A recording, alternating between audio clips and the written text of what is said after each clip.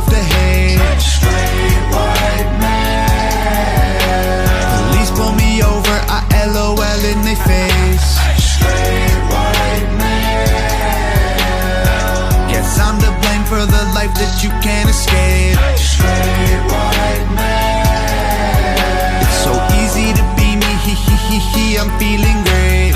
I don't think the purpose of the news is to inform you. These days, the main purpose that the news serves is to invoke emotion out of you so you react to it. It's the only way that they can hold your attention. It's the only way that we can continue to lie to one another and to say that whatever is on the TV screen is relevant to your day-to-day life. There is no thinking involved on what you see on the TV screen. It is just identity. It is just racism. It's just homophobia. That's all you get. When you watch the liberal news, there is a reason why, for example, with the recent laws that were implemented in Alabama with abortion, there's a reason why an artist like Rihanna, for example, puts up this post on her Instagram that says, take a look at these idiots making decisions for women in America. And obviously you have several straight white men on your screen right now. The reason for that and why this happens is because obviously we have a Republican candidate in Donald Trump. If you want to consider Donald Trump a Republican, he's not really a classic Republican. He's really just a radical who's running in the Republican Party. The reason why these things are important, it's because the news is left-leaning.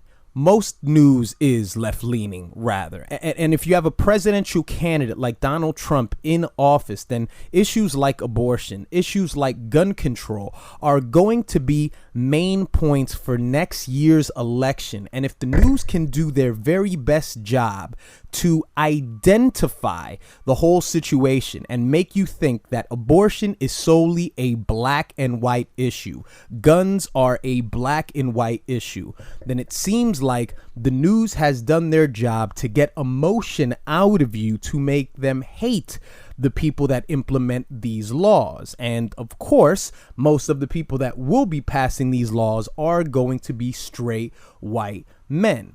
You didn't get a lot of this when Obama was the president because since the news is mostly left-leaning, they were mostly getting what they wanted. These people, these industries are all owned by the same people. And this isn't conspiracy talk. This is common knowledge. You have very few outlets which are conservative, very few outlets which lean towards the right. You'll find most of that here on YouTube, actually, when you delve into the intellectual dark web.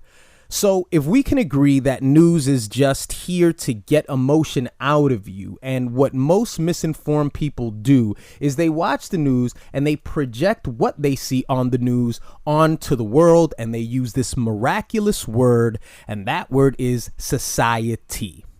So that brings me to Tom MacDonald, who you may remember from last year, who released that Whiteboy record, a record that I could basically sum it up by saying that it was a message about coming from a racist lineage doesn't make me racist. Being white and being racist aren't the same thing. Don't generalize me, and I won't generalize you. Tom MacDonald, just a couple of days ago, released another record where he's basically doubling down on his message, except this one is called Straight White Male. Obviously, that's very triggering, isn't it? He's so controversial. Whether Tom MacDonald believes what he's saying in this song is meaningless to me because I can't get inside his head. But what's important to know here is that back to the media point, is that when Tom MacDonald says society is mad at white men, it's not society, it's the media. The media, and when you throw your hat into that ring, you are basically confusing, you're basically throwing yourself into a war that you don't really understand, the war that really doesn't even concern you. This is a war of oligarchs. This is a war of power and people trying to manipulate people into joining their political parties based on identity and something that has nothing to do with thinking and everything to do with emotion. So Tom MacDonald is an ill-informed member of society, and he continues to make records like this.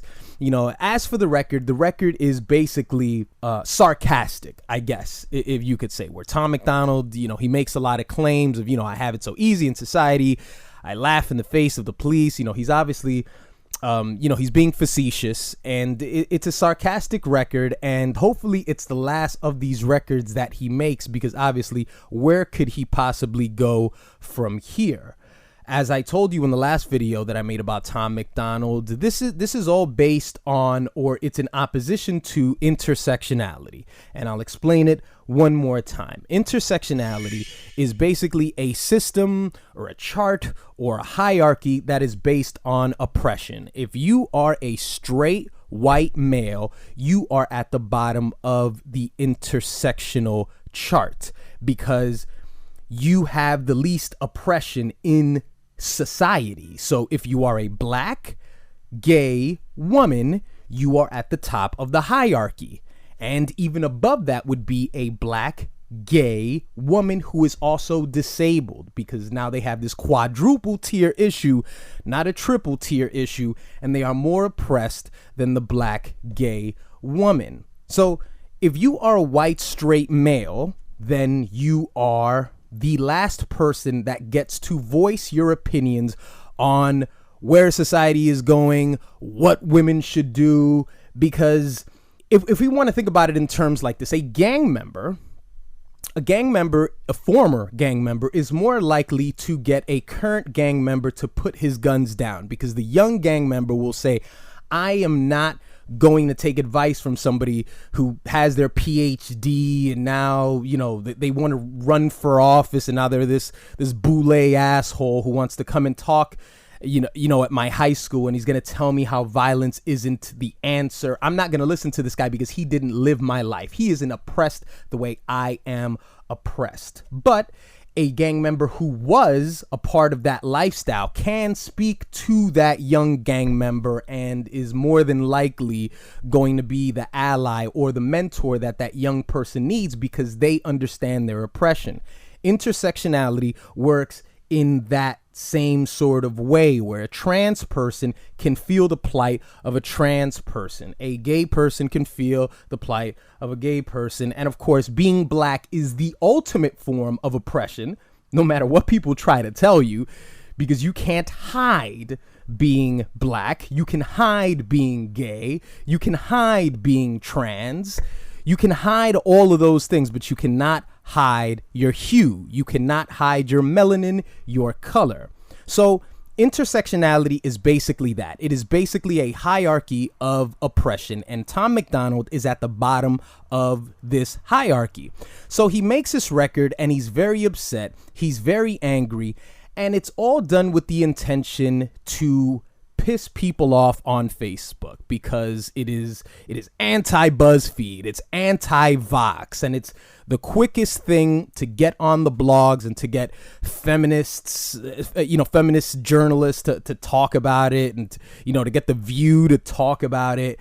But it's not going to work, because Tom is simply trying way too hard to get the attention of people that don't give a shit about his music in the first place.